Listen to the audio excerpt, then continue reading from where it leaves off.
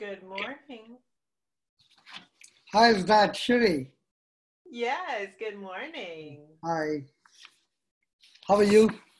I'm fabulous. Are you our wonderful host this morning? Yeah, it's been good, terrific. Well, one lovely conversation after another. Uh, Very good. and are you in the East Coast of the US? I am. I'm in South Carolina. Oh, right, right. Wonderful, wonderful, Shiri. Pleasure to meet you. Yeah. I noticed, how do you have my title? How do I have your title? I've got a whole profile on you. Uh, just a sec. Are we live yet? Uh, no, I think we still have a couple of minutes. Okay, good. Very good. You spell your name as S-H-E-E-R-E-E.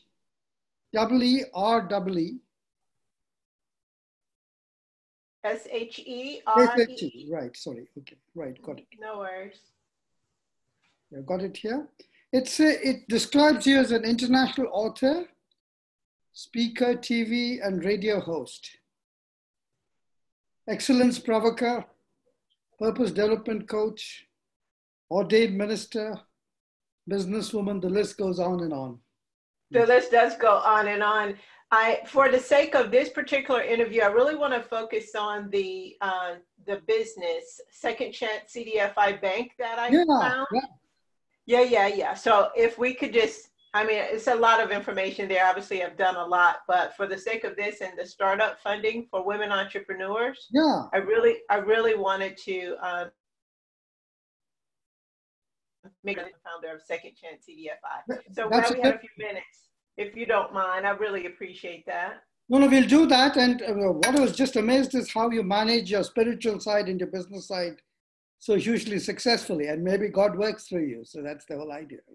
Absolutely. That is it. Thank you so much for recognizing that. That's exactly how I got to where I am today. It's all because of my faith.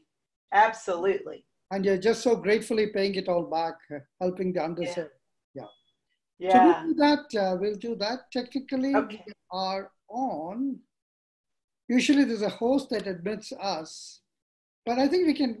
If no one comes to the way, we can get going. I think. I don't know. Okay. I've been doing some of these sessions one after another, and Okay. so I think we should get going. Yes, sir. So once again, Shiri Darian, on behalf of Women Economic Forum, it's our absolute pleasure to find your time and attention and to get inspired by your ideas and accomplishments at this first ever digital format of the forum. So we're deeply grateful. I just want to take a couple of minutes to introduce you. Your biography is there for everyone to see on the platform, but clearly you are a woman of many an accomplishment. And as my favorite line in your biography is, the list goes on and on. There's just no way to can your accomplishments, but you're really an international author, you're a speaker, TV and radio host, you're an excellence provoker, which is an interesting one. You're a purpose development coach, so important as we sometimes go through life without necessarily finding meaning or direction. You're an ordained minister, you're a businesswoman. And did you let the book come out finally, Love Letters to My Daddy, which was scheduled for last December. So you really are an accomplished author. But what I found hugely interesting beyond all this, and you being an excellent radio host, you do say your bit, I think, every Thursday on a Savannah, Georgia radio station, uplifting mankind through your spiritual messages. How you balance your so-called ministries of business, or the ministry and the business side of you. And then, of course, I think your other very outstanding impact for people around you is what you call the Second Chance CDFI Bank, which I think is a fairly rare format because most banks are concerned with the wealthy and those who have what I call established collateral or legitimate credit worthy. Absolutely. But like the Grameen Bank, I think is some bits to know what you do, giving your micro loans to minority business owners. So without much ado, we'd like to bring you on, Shri. Thank you again, and please get going. We've got a good over 26 minutes. When you want to stop for a sip of water or something, I'll pose a question. But first, I'll get you to speak because you clearly have a point of view on many things. So. Well, thank you so much, Sakdev. I appreciate you so much. And obviously this platform of the Women Economic Forum and Dr. Habib, it is a beautiful, I feel quite privileged to be with you this morning. I am in South Carolina on the East Coast here in the USA. So it's really early. It's 6:30 a.m. in the morning here for me. Wow. But I'm so excited. You know, this pandemic put everybody at home. Last year in April, I had my first international trip and had the privilege of being in New Delhi with this amazing organization, and I met so many like-minded souls. So it's a privilege to be back with you guys again today. I am so delighted to be with you today. Out of everything, I feel like I'm an octopus when it comes to all the different hats that I wear. When you mentioned, the list goes on and on. Probably the most, my most proudful moments in this life that we call a journey are my children and my grandchildren. So mommy's a part of that as well, you know, and grandmommy, or actually Nana. But besides all of those other very sweet and special, precious moments that I have in my life, my baby, I believe the reason that I jump out of the bed every morning is Second Chance CDFI Bank. And it was through my own personal journey, both personal and professional. You mentioned my spirituality as well. It all kind of collided. And the way I describe purpose is the place where an epiphany and destiny collides. And that's exactly what happened. That's exactly what happened to me. I was working in corporate banking. I like to introduce myself as a recovering corporate banker. And it was in that environment that my hands were tied essentially, and I was unable to help my neighbors. It was very frustrating for me because you were just talking about the collateral portion of that. For us here in the US, everything, wealth is directly connected to your credit rating or your net worth. And I can go on that tangent, but I won't for the sake of this particular interview. But I had many neighbors and friends, you know, especially in the real estate, when the real estate crashed in 2008, 2009, some of my best customers, you know, they had the rug literally pulled from underneath them by no fault of their own. And when you know, at a time when they needed resources, they weren't even able to get the resources. So how much more for those that were what we are referring a lot today, the most vulnerable among us, those underserved and underrepresented people, minorities especially, really were behind the 8 ball. And so that was my epiphany moment. I saw a documentary entitled Spent, S-P-E-N-T, Looking for Change. And I promise you, it rocked my world. Really? And it woke me up. From a humanitarian perspective. And that's why I love this platform and all of the beautiful souls that are participating in this particular event, because this is all about humanity as a whole. I'm in the US, you're in India, I imagine, Bangalore.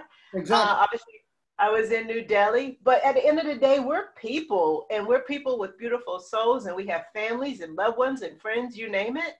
At the end of the day, the mission is all about humanity. And I wanted to restore, if I can use that word, human dignity, you know, because I know a lot of hardworking minorities who just for sake of life does not have the financial sophistication. So they weren't able to go to school, particularly an Ivy League school, and learn financials, you know, how money works. And for me, with that particular documentary, it really revealed to me, a banker who was running a bank with a staff, so forth and so on, how banks actually work. Here it is, I was working for a bank. So I'm being very transparent now, and Yeah. just sharing that I had no idea how the system worked. And Right. when I got a clear understanding of how it worked for some, but it didn't really help elevate others, I couldn't continue to do that. So I literally, what I refer to as committed career suicide, and decided, you know, I'm going to do something else with my life, because we get one life. And I wanted to make a greater impact for humanity at large. Did I know what it was going to become today? I had no idea. Did we know that COVID-19 was going to shut the entire world down? Nobody knew that either. So it was really the perfect storm, if you will. But I'm so grateful that I had the courage and the guts, and even the empathy to even acknowledge my fellow human beings and say, what can I do to really lift the human spirit around the globe? And I had no idea that I would run into a WEF either. Right. But you know what? Our life has a beautiful way of coming full circle. And so I am so thankful that I listened to that call. It was really annoying. You know, I couldn't sleep at night, and I kept seeing the disparity, excuse me, among just people in general, and it moved my heart, and that moved my feet. So, Sherry, just to stop you for a second there, clearly you were a person sensitive to the larger issues of humankind, and I think many Yes. a person walking this world are. Somehow we tend to draw the bubble around us because maybe we just completely consumed satisfying our lives, or we're just working for our immediate families. So do you think this was divine intervention of sorts, this calling? Absolutely. Absolutely. It was a Martin 1000%. Luther King, Rosa Parks type moment where they seized the day, if you might. Yeah. You're absolutely right. That's exactly what it was for me. When I watched that documentary, it was the epiphany. Like a light bulb just came on and it changed. And I was so convicted at a personal, deep personal level that it moved me. Like I was literally grieved. I say in my soul, or we will refer to in my heart, like if anything ever broke your heart, it broke my heart. And you're absolutely right. I'm glad you raised the point, because I was fine. I mean, I was calling the shots. I was the person with the delegated authority. I was writing the checks. I Right. was hiring my staff, you know, and so I was very comfortable. Me and my household was fine, but I was also equally grieved. And just being who I am, I guess the way I refer to God, my faith leads everything I do. And I believe the way he orchestrated my life and the way he personally designed me, I honored that. I honored that intuition, call it what you wanna. But I've done a lot of personal development work on myself. And I Right. think had I not done that, I would not have recognized the moment. Right. Right. Wonderful. So Sherry, I think you're really kind of starting on this brave new journey simply because you're funding, in some ways, the marginalized communities. Yes, sir. Often, the issue we have, for example, with the way a banker sees that segment is we don't quite know what homes, which homes they live in. Is the address even proper? Should we ever have to send a collection agent to get our dues back? Would he or she even show up? So just the whole odds are so badly stacked. He's had no prior experience running a little bread shop or something. So how do you what's your criteria to help people? I'm sure there are many people queuing up and wanting to get your money, right? And what if in the odd chance they drink it off and all that, right? I'm saying. So. Very good question. Thank you for that. You know, I wrote down a quote just before we got on, and it says, "A journey to 1,000 miles begin with a single step." Correct. A journey to 1,000 miles begins with a single step. And the reason why I say that is this is why we love startups. And really, it's a market opportunity. It's an amazing market opportunity. But at the end of the day, what I hear you saying, which is what I get a lot, obviously, is this is a very risky target audience. Right. Like, how do you start with the most vulnerable among us? Again, I think this pandemic that we all are in was the perfect setup to be able to showcase that that is a great opportunity as well. And at the end of the day, we got to take care of them anyway. So let's create, instead of just viewing them as a problem, let's create a solution. Isn't that why anyone ever goes into business? I believe another quote is, invention is the necessity. Oh. How is it? Necessity is the mother of invention. Right. Yes. So because of that, we saw it differently. Like, we saw them as an opportunity. And at the end of the day, we all had to begin somewhere, that single step. And the other part of that is the second chance. I believe you can agree at some point in your life, I can certainly attest that there were many times in my own life that I needed to be given some grace. And what I mean by that was a second chance to start over again, to hit the reset button. I believe the name of this particular digital seminar conference is talking about resetting. It's, there's a re in there. It's been it again and again and again till we get it where it needs to go. But I'll tell you what sets us apart is our motto is redefining capital and taking the risk of lending.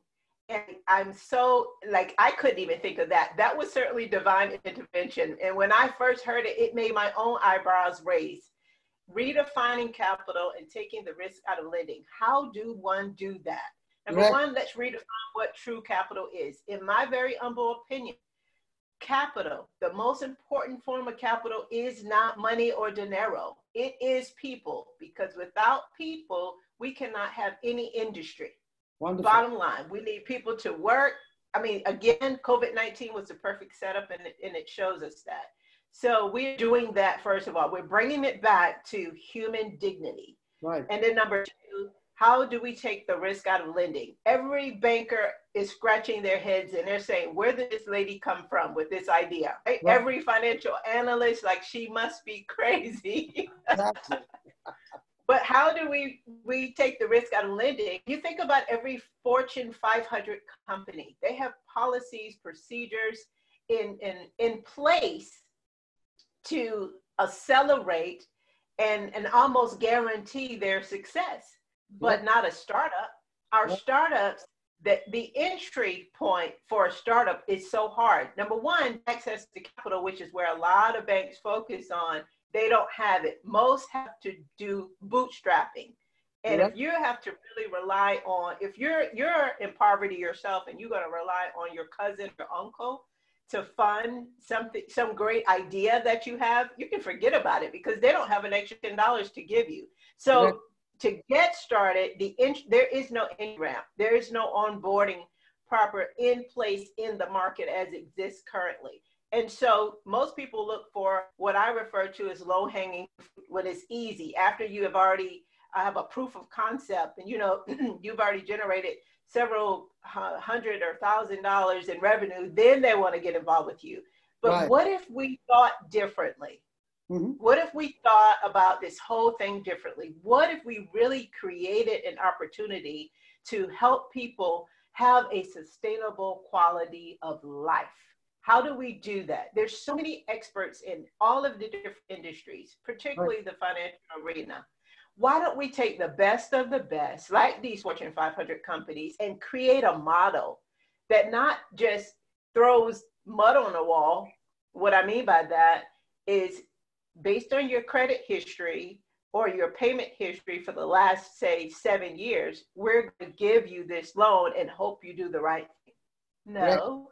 That doesn't make any sense, because if a COVID-19 comes, you're talking about disrupting our entire lives. We had major corporations right now that went belly up in a matter of 3 months. So where are the projections at now? What happened to that? Where's your contingency fund? This is my soapbox. I'm going to digress. I'm going to digress. But we can see clearly that although they had a plan, the plan did not work when it came to a health crisis. What Right. we're doing and how we have set ourselves apart is we are coupling the access to funds, the access to capital, what we refer to as resources, to not just include money. The resources that we're coupling this with is the financial expertise, the Right. business advising. So we're going to be there, just not to onboard them, but to be with them and create a guided pathway to success, to Right. sustainable longevity. And it's absolutely amazing. It gets me out of the bed every day. I can't wait for this to explode. But I'm going to let you ask another question before I keep going.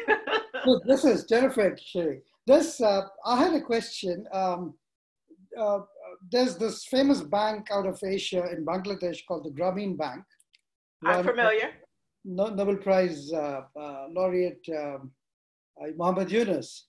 Now, one of their principal philosophies in micro lending was to give principally money to women, because they found that when they loaned to women, women were very sincere in returning that capital and the interest.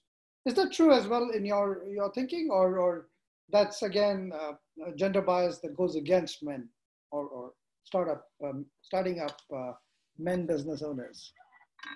You know, I am of the mindset of if you ask a better question, you'll get a better answer. And this is not a direct against you in the way you formed that question. I think we just need to change the way we look at information today, Right. because we're living in a totally disruptive environment right now.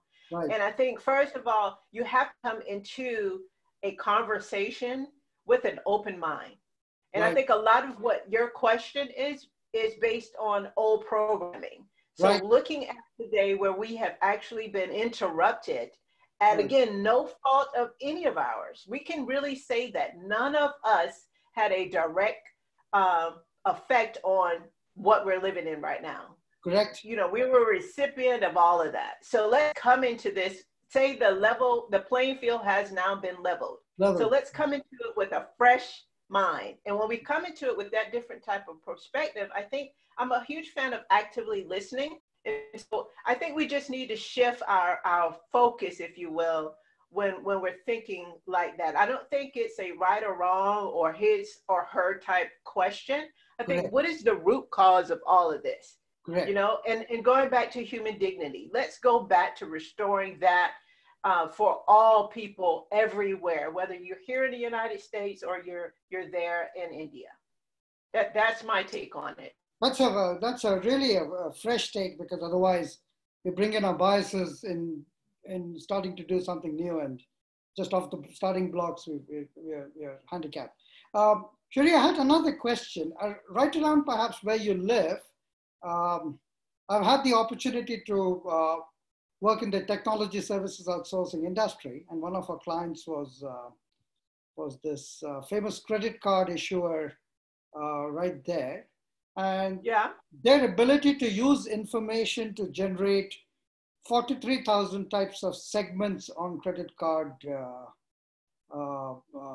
markets. You know, that means one customer is a little bit profiled, bit different from the other. So do you think as you build a new bank, you're going to use information and analytics, what I call the hard sciences, the left brain, less soul, more logic type approach to get less risky on your lending?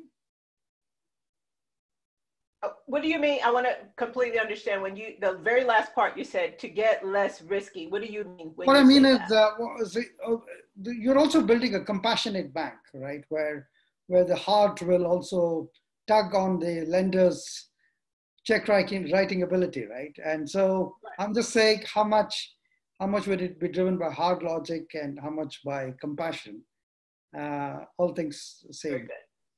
Very good. No, I totally get it. At the end of the day, what you're saying is still business. And you can be compassionate, but you have to understand business. And that is the beautiful thing, that we do understand business. At the end of the day, this thing needs to be profitable, but it needs to make a social impact. So what we propose is that we're the corporate responsibility, we have that as well, but we understand that in addition to the social good and the social impact, there has to be ROI. So absolutely, to your point of, I would say, using algorithms and, you know, all of this that we have at our disposal with artificial intelligence, absolutely. Like, I love it. Like, I thrive on it. I just stated earlier that the list goes on in my bio. That includes my grandchildren, and literally, I'm doing this to leave a legacy for them. Right. And a good man leaves an inheritance to their children and their children's children. And with that being said, I do have that in mind. So I am very innovative in my thought process, and I actually thrive on change. Chaos kind of, you know, is my fuel. So looking forward to disrupting from that perspective as technology continues to evolve. Absolutely, we have to evolve with it. We're not going back. It is not the old normal anymore. The future is here. The future is now. So absolutely. Listen, this whole business model is built on acceleration, trying to get back sooner, quicker, faster. And you got to think about risk of default too, because of the particular target audience. We've thought through almost every angle that we possibly could. But absolutely, in order to go get back, we're talking about human dignity. I believe in holistic lifestyles as well. We're talking about spiritual, mental, emotional, you name it. Likewise, if we want to get back to a point of wellness as humans, we need to live and not just labor. And so part of that, I think, is leveraging AI and technology. Absolutely. And Sherry, my next question is, in terms of sourcing your funds that you will then disburse to the markets, to the startup entrepreneurs, are you also looking at what I call patient capital, capital that is willing to wait a bit to do good to society? Because otherwise, traditionally, people say, give me my dime back twice, so very quickly, right? Yeah, we refer to it as, you know, some of our investors, that conversations that we've had obviously are looking for a quick return on that investment.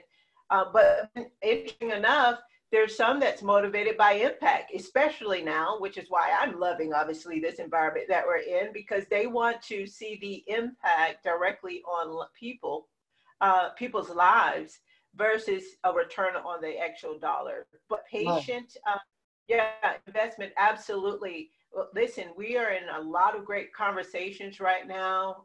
That's been interesting too, because what I've had to learn while building this is all money isn't good money.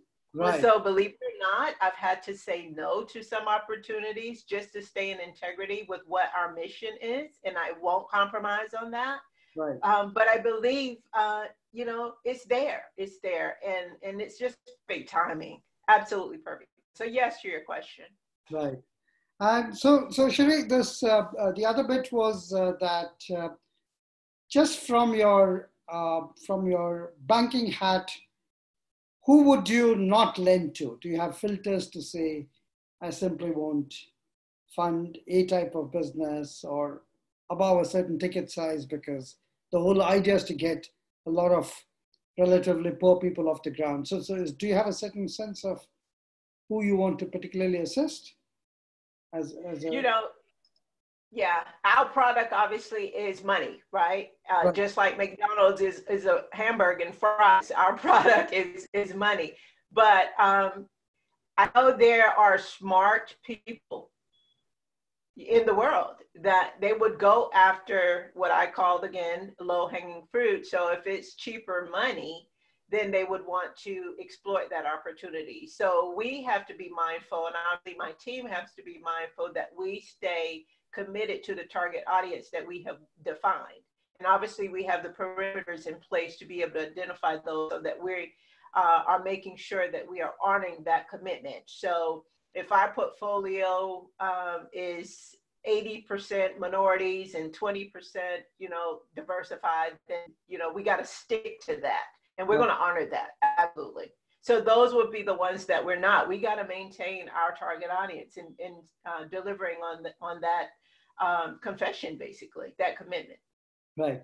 And Sherry, again, Are you going to build from the ground up these risk calculators for this audience? Because sometimes it's very hard. You know, banks have standardized checklists, right? And that helps them profile any potential customer for his or her risk. Uh, are you going to just use, again, there's some great technology tools there, which helps build these credit rating profiles. So what's your take on that? Or are you going to just... Yeah, no, I understand completely. We have a couple of things I'd share there. Number one, we have been working with a lending software company to actually build our own lending software, right, where it would have, you know, all of the criteria in there for approvals, just from an underwriting, excuse me, just from an underwriting perspective. And so that's one. Number two, as I stated earlier, here in the US, and I'm interested to know how you guys grant credit in India, but here in the US, it's really driven by your Social Security. Right. What we're doing, particularly for our target audience with minorities, we already know that they don't have obviously the assets or the collateral or even the decent credit score. So starting with what we have, we are actually creating or have created a credit enhancement model where we're not thinking like the traditional banks have or currently approved loans. We're not doing that at all. Right. It is totally different so that we can meet the people where they are. Because again, we're not looking to the borrower specifically or solely to ensure that they return the loan that's lent to them. We're not just looking for them to be able to do it. We're taking the risk because we're banking on us. We're helping uplift humanity, but because of our experts, all of that risk is reduced. The risk of default is reduced tremendously because we will be the ones that's basically running the business with them. So most times business owners are working in their business, that they don't have to work on their business. And that's the differentiator for us. That's a brilliant line. And that seems very inspiring. And so Sherry, I think we've run out of time, unfortunately. Your ideas, your talk is so inspiring. And I'm sure many a woman entrepreneur here or a bank thinking freshly about this business would get inspired by your thinking as well. As a final act, as a token of our appreciation on behalf of the Women Economic Forum, I'm delighted to confer the award of Iconic Woman Creating a Better World for All. And I think the award will find its way. I'm sure the organizers have some way to send it up to you in South Carolina. But thank you again and look forward to staying in touch, and may your power increase. Very good. Thank you so much. It's been such a pleasure. I really appreciate it. Take care. Thank you. Take care. Bye-bye. Bye-bye.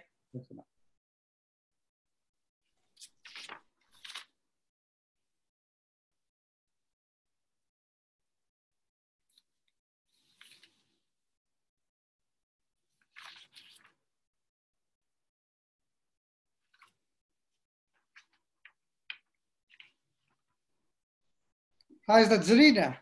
Yes. Hi, how are you today? Such a pleasure to meet you. Such a pleasure to meet you too. And thank you for having me.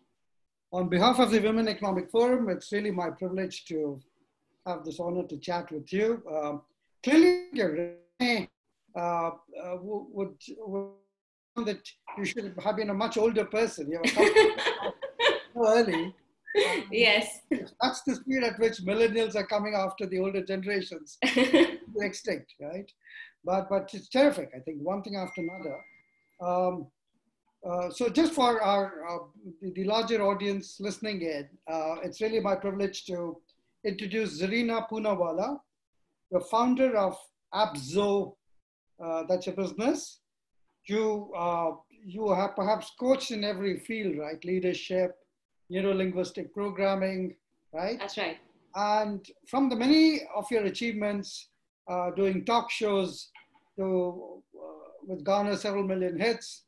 I think you're scripting some bits of a film thing or something that I also saw. That's right. Yes. Yes. Yeah. But what really stood out for me, Zarina, was that John Matone discovered you, right? And he was Steve Jobs' coach. So that's right. Yes. yeah, and so that must have been a moment of epiphany or honor. Absolutely. To show up on his radar, and that's how we have the pleasure to hear your expertise. So we are here to talk about. I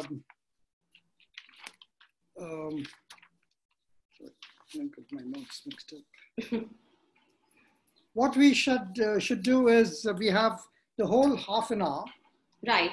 I would let you go full blast with your point of view on this topic, and then should you need a break, I'll jump in. I'll ask a few questions during some natural breaks or at the end of it. So all right. The platform is all yours. Thank you. So I think my topic for today is working from home and, you know, the responsibilities and the challenges that come with it. Right. So thank you for actually giving such a lovely introduction to me. And let me just take this forward with the very fact that I may look slightly young, but I'm not that young. And I've been in the industry for the last about 12, 13 years now. Yeah. Work from home has suddenly become the talk of the town. Of course, we're all aware of the new normal per se. Right. And the new normal really is, it's not something that we're supposed to get used to. It's something that we possibly have to understand has always existed. Right. All right. Somewhere down the 1800s, the Industrial Revolution, if I may, there were no office spaces. There were no business parks. People worked from home even then. Correct. So working from home is not the issue here. The challenge really lies in, families and people being together, especially when you're looking at Asian families which put up together. Right. So it can be very difficult for people to be under the same roof and find the kind of, focus and time to contribute to work.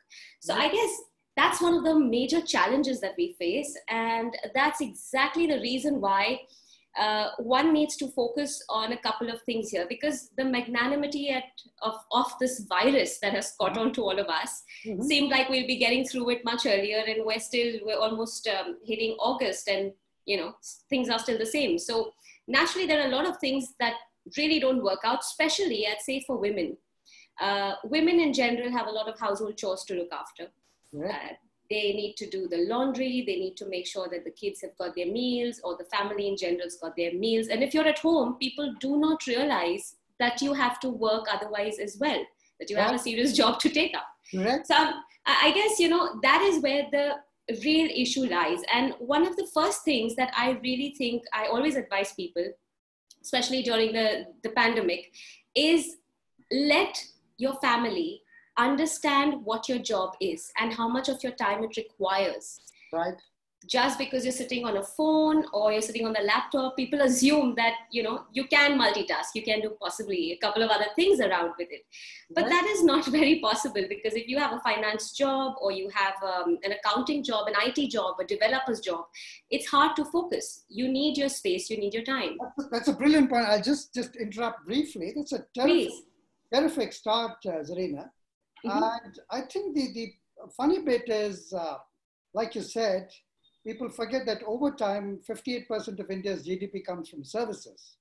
Absolutely. Services also is, many of which, as you said, including IT, are global services. Many youngsters like you are ambitious. They also want to work from home because they're okay with that blur, watching Netflix maybe on one screen and while still coding. And I think many of you, in a sense, and I keep saying you because in some ways, we grew up with the landlines and all that, right? So did I. I've grown up with a landline. I had a box computer at home when I was in 8th grade. So yes, I pretty much am somewhere in the middle there. And we worshipped it before we used it, you did. Absolutely. So the point I was trying to make is the blur between work and home had already started to happen. Now, and funnily, for the longest time, particularly here in Bangalore, people complained about the commute, 2 hours to office, 2 hours back. Right. Now that is not there.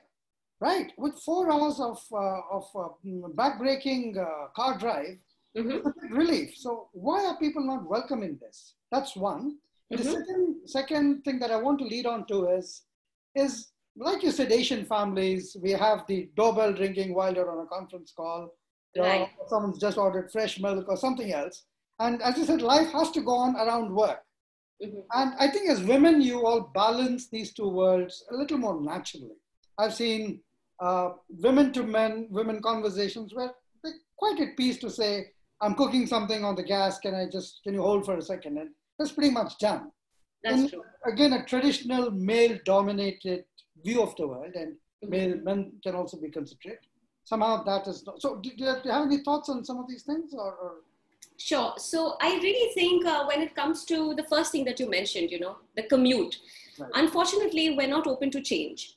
Right. And let me just put it this way. If the pandemic started and we were told that government is paying you, you've got to be working, and you don't need to do anything but relax at home, work at your space and work in your time, and things are going to be fine soon. Right. The attitude and the approach would be very different. Right. Now, this is a lockdown, and a lockdown really changes the way you're looking at things. Your perception has entirely changed because you feel caged. And you don't want to be caged. So I'm guessing it's a matter of the perception we have. I mean, a lot of people have been asking me in the past couple of months so I have a podcast as well. It's called the Empowering Series and Monday Mantras. And on the podcast, usually I'm asked this question, what are you doing and how are you holding up with the lockdown? And I'm like, I'm actually living it up. Why am I thinking I'm locked down in my own house when I have the ability to not commute? The money that we're not making right now is the money we're also saving at the moment because the commute is stopped. The air is much cleaner and the birds Absolutely. The city is clean. The world is clean. I mean, as they're saying, the earth is healing. That is, of course, in process. But when you look at it from even a financial perspective, not only are you saving time and money, you're also saving a lot of your energy. All right. And unfortunately, people don't realize the importance of energy and the importance of conserving your energy before you actually spend it that loosely, because you're going off to office, you started your day, maybe your job's a 10-hour job, but you've spent 14 hours because you are commuting for 2 each. Correct. And that is the amount of time you're saving. And of course, apart from that, another thing that people are missing out on is the very fact that you're not really living in the luxuries right now. Right. Considering that, you're saving a lot of money anyway. Correct. You've got to live with the basics, and that is good enough. But I guess the whole thing boils down to the fact that we're not open to change. And the words such as lockdown and social distancing, I guess we just don't like the feeling of being caged. Right. And maybe that's the reason why people found it so hard to come to terms with this. Right, right. So I would say call it living it up, say you're living it up at home. You're getting time with your family. You can work, you can relax, you can take a nap in the middle of the day if you will. So you should try that out. No, but Zarina, I think you brought this up earlier. Again, as Asian families, we are okay with, in a sense, many a person under the roof. Over time, as India has progressed both economically and materially, families have also gone nuclear.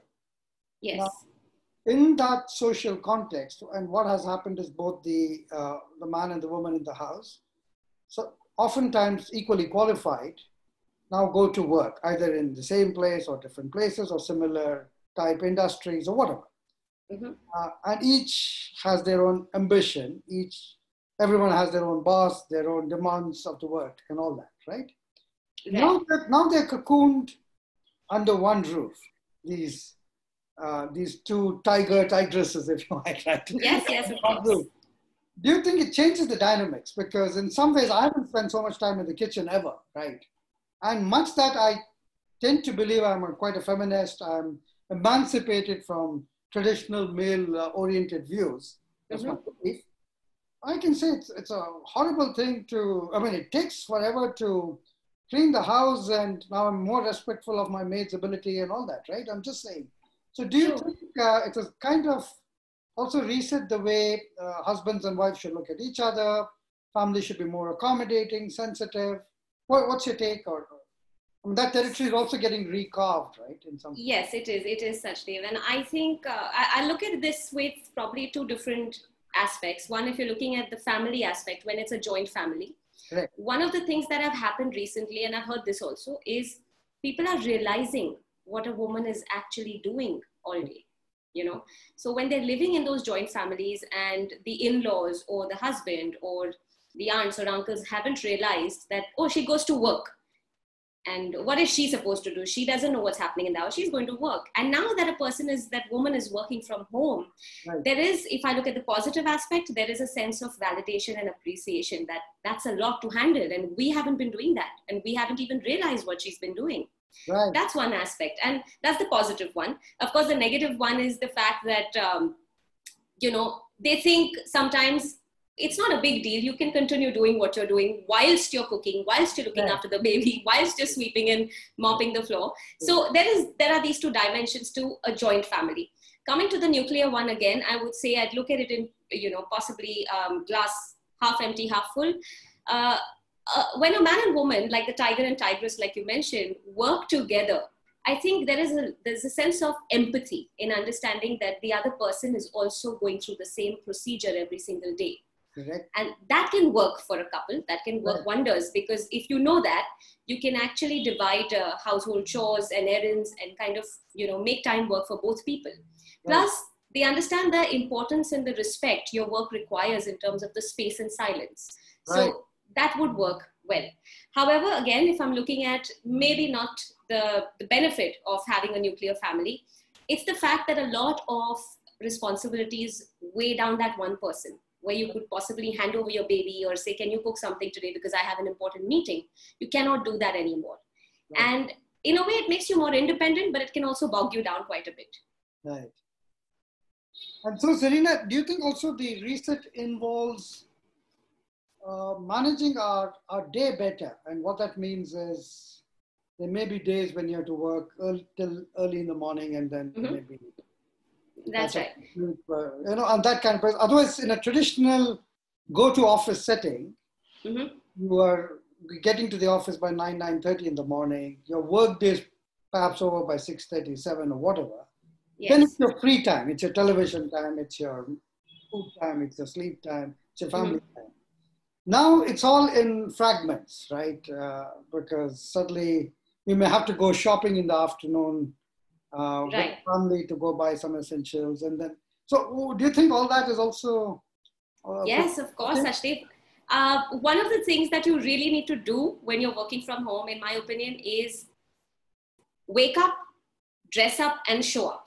Correct. If you're roaming in your pajamas all day and you're groggy from the beginning of the day, you've already set a tone and a temperature for your day. You've decided that it's one of those easy days, although you might have plenty to do work-wise. Which is why I took up the WEF role here, because I think it's time to wear a jacket. Yeah, look, we have to take the effort even whilst we're sitting at home to make sure that, we're presentable, we're in the zone. Because I think a large part of getting psychologically into the zone of working through the day is your attire and how you're setting the tone of your day right in the morning. So all those people who generally are sitting and slouching around in their shorts and pajamas, their days are slightly less productive, Sajdev, as compared to those who, are all charged and crisp and ready to take it on. And maybe when you start your day with that mindset and psychologically with a good attire and in the mode to work, even if you have to take that break in the middle of the day to go and get your, household shopping done, like you mentioned, it would be okay because you're mentally prepared to come back to work, right. And I think there's a mental preparation that is required, which people do not pay attention to. I love what you say, because many years ago, I met a famous neurosurgeon in Bombay. And he was attending to a patient and he was in a lovely suit and a tie. And I said, look, you're just going to the operating theater and you're going to soon be in your whites. He says, when the patient sees me before the operation, he or she must be inspired. I must have clean nails and I must at least look 15% more. I mean, so the point is the psychological rub-off is what you're saying. It is. Right? Absolutely. And I personally am of that belief too, because, when you're in a coaching kind of environment, it's not necessary that you step out of the house every single day. And I'm, as a person, I'm pretty independent in terms of the cooking, cleaning, and all that jazz, which you've just spoken about in terms of what all a woman's got to do. So I'm okay with it. But I do find it difficult when I'm sloppy from the beginning of the day. So it's the minute you've decided that, hey, let's just wake up, dress up, and show up, things just change for you. There's efficiency, there's productivity, and not only with your work in terms of your professional aspect, but even in the house, you get things done much faster. Right. Otherwise, you tend to procrastinate. Right. I also wanted to ask you, if you look at the Western world, where house help is generally unavailable,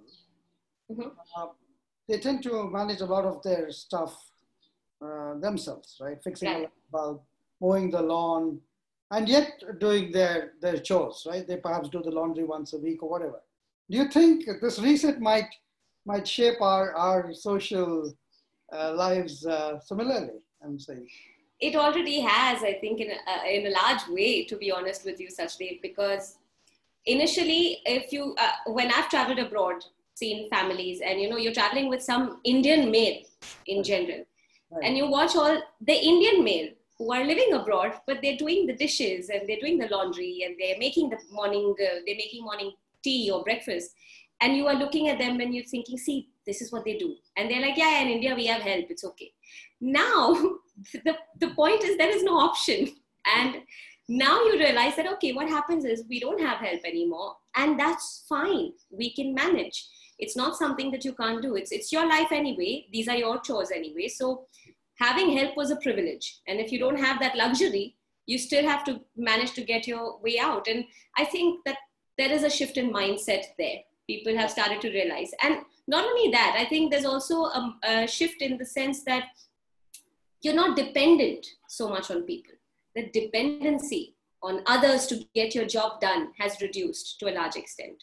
Right. But what do you make of what might happen to industries such as real estate? They build these very nice big offices, software parks. All that, do you think will also reset, or it will give to new land use? Someone else will go occupy it for the greater good of, for the future good of humanity. There must be some innovative thinking, right? But this is all expensively built glass and stone stuff, right? So it's not easy to.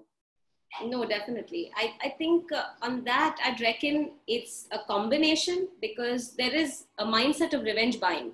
Right. Even now, if I just tell you that one of the malls are open for shopping, you will still find a percentage of people who will say, we'll see whatever happens, and everyone's going to get the virus. It's okay. Let's just go. Let's just have a good time.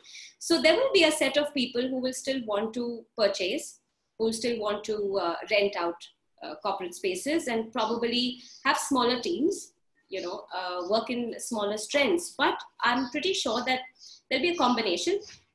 There, I think with the real estate and markets like that, Sachdev, a large part really depends on the pricing factor, Right. And if there is a pricing factor which makes people feel that even in this current scenario, we can go ahead with it, they will. Right. They will. Yeah. I like the way you give a balanced thought. It's not doomsday one way or the other, right? Yeah, I mean, what is this whole doomsday about? We have to get used to what we have now. The world has seen a couple of these changes on and off. Well, I wish, just on that note, I thought there could be some forward-thinking innovation where companies give employees a certain allowance to kind of dress up a room in their home, like a studio of sorts. Right. Give them a nice fat internet connection, maybe a bigger screen to code from and all that. So, I mean, I'm just saying all that. That's a wonderful bit of ideation there, Sachdev. I think that's fantastic. I hope somebody is listening to this and considering it.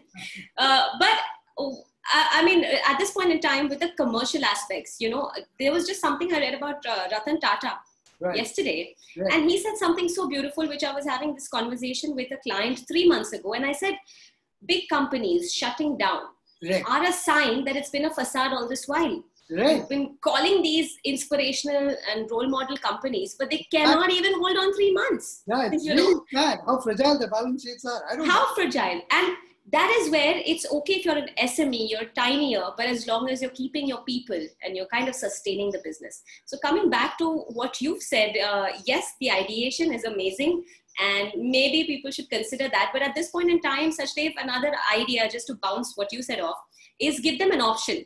Would you like the space, or can we add a perk instead of the space to you? You know? Just another financial aspect of things. So I'm guessing if you can give them those kind of options, it would be wonderful. I think motivation is missing when you're working from home. Right. And what you've talked about is that kind of motivation in a way. Right. Now, Zarina, I'm not going to miss this opportunity, and I'm sure our audience will just love to. Tell us about this John Mitton experience. Or any other epiphanic moments. I mean, I think you very wise, again, I keep saying for your age, whatever that is. But what was the great takeaway from that experience? What does it feel to show up on the radar of a great Silicon Valley coach? I mean, after all, he's dealing with someone who's not been easy to deal with. Jobs was brilliant at his work. Right. Very demanding and intense as a person, right? Right. So what I actually went through was this process where they got in touch with me, and I was extremely excited because naturally I'm aware of how leadership and trainings work around the world and what are the names that you want to associate with. When I got the opportunity, I grabbed it, of course, and I learned a lot because I think it was a 2 or 3 day program that we did. It was a Zoom call and we went through that. And then, of course, the situation came up now. Otherwise, I would have got a personal chance to visit. But there was something I learned about leadership and engrams, which I haven't learned or used as an analytical tool so far in my process of leadership coaching. And that was fantastic. So that moment and that experience was amazing. But, you know, Sachdev, having said that, one of the things that really strikes me in my entire journey is the fact that my profession chose me and I didn't really choose it because I studied in Australia and I had a wonderful boss there. He nominated me for a trainer program at the point. Right. So things just, you know, one after the other. And, you know, if you stick and you are persistent with some of your dreams or some of the things that you want to achieve in life, I guess things just work out in a certain manner. Right. Also, do you want to share any bit of the wisdom you share on your several podcasts? I think you do this every Monday, is it, or do you do this? I have 2 episodes that release every week. One is an episode with a guest, which happens every Thursday. It's called the Empowering Series with Zarina Poonawalla, and I have one which is called Monday Mantras, which releases every Monday naturally, as the name suggests. So that's just a short format and a couple of snippets and, you know, tidbits to go ahead with your day, finding your daily motivation. Right. Yes. One thing that I really want to share with people is when you're working from home, divide your time, communicate the importance of being able to tell people off and learn to say no. That no, this is the time I need to work on this and I won't be able to work on something else, right? That's important. Learn to still make a schedule where a couple of those hours belong to you specifically only for work, and then you still have the rest of the day for a lot of other things. And I think one of the things people must remember is you don't need to have a bad day. Right. And, you know, a demotivated day. You can have a couple bad moments, you can have a couple of bad hours, but you don't need to have a bad day. So learn to train your mind and condition your mindset to bounce back, because the happiness that you're looking for constantly, whether, you know, you wanted to work from home many days in the week, you used to tell people, hey, you know what, you're so lucky you work from home and have to go to office. And now you're getting this opportunity and you're still seeking happiness somewhere else. Now you want to go back to work. So I think it's the happiness that you're really seeking for is a state of mind and it's not a goal. Don't try to make it a goal. Don't try and achieve it later. Do it now with whatever you have. If you're working from home, make the most of it. Find other things to do and manage your time well. Right. Wonderful. We still have a couple of very precious moments left. Lovely. Conversation. So all yours, whatever you want to talk about. I think you're a good talker, you're a natural talker. You can conceive of a topic on the fly. So thank you. I think one thing that I would like to probably make a statement about here is the anxiety and the stress people are facing in this current scenario. And with the work from home scenario, if you combine it, you will realize that a lot of people are using these words very loosely and not realizing the importance of how to deal with them. So I would say, just do a few things during the day. Start your day with a few affirmations or just get into the right zone. I'm going to have a good day, irrespective. Look, there's a pandemic outside and you don't want to compare who's gone through things or not gone through things, but whatever you have, you've got to make the most of that. That's one thing. The other thing is, don't look at this whole situation as a lockdown. Look at it as a chance of living it up in whatever little you have. Correct. And lastly, get used to change and condition your mind positively that, okay, change can be good and we need to figure out how to make it good for us. Right. So I'm guessing those couple of things would be nice together. Yeah. Anything you want to ask me? And I think you're right. I think there's, funnily, often people suffer because they don't have sufficient information. This pandemic has thrown what's called the infodemic. There's just so much of either eating garlic or ginger or something else and home cures. And my uncle said that a type of cure, right? So, right. So there's also the anxiety of processing a lot of unwanted information. So do you think one shouldn't read newspapers, watch mainstream television? Because how does it matter if you've gone to 14.2 lakh cases today, and or do you think that should stay because that's what makes us sensitive to the pain around? I think we've got all the information we need, Sachdev, and the important thing is to know what to do with what we have instead of trying to gather more, because the number of cases aren't going to change the way people are functioning. If we've reached that number, maybe there should have been more social distancing, more physical distancing. People should have been a little more careful. But then again, the fact is that everyone's thinking it's going to happen to somebody else.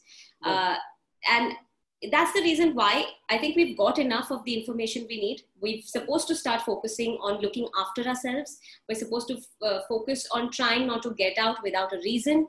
Try focusing on just taking all the precautions you can. I think if you shift your focus there instead of all the news that you're reading, it will actually be productive for you and it will help in the long run. You'll save yourself in some way or the other. So really, the Zarina Poonawalla, it's been an absolute pleasure talking to you. I think the clock ran out on us. I wish the world could imbibe all your sense of cheer and enthusiasm. I wish you the very best. As a final act on behalf of the Women Economic Forum, it's really my privilege to confer the award of Iconic Woman Creating a Better World for All award on you, and the award will find its way to you from the organizers. Thank you. Thank you so much for your time. You've been an absolute inspiration. I learned some. I'm sure the audience may have taken many more. Thank you so much. You were wonderful, and thank you for leading this conversation in the right direction for me. Thank you, Sachdev. Thank you. Thank you, Zarina. Let's stay in touch. Cheers.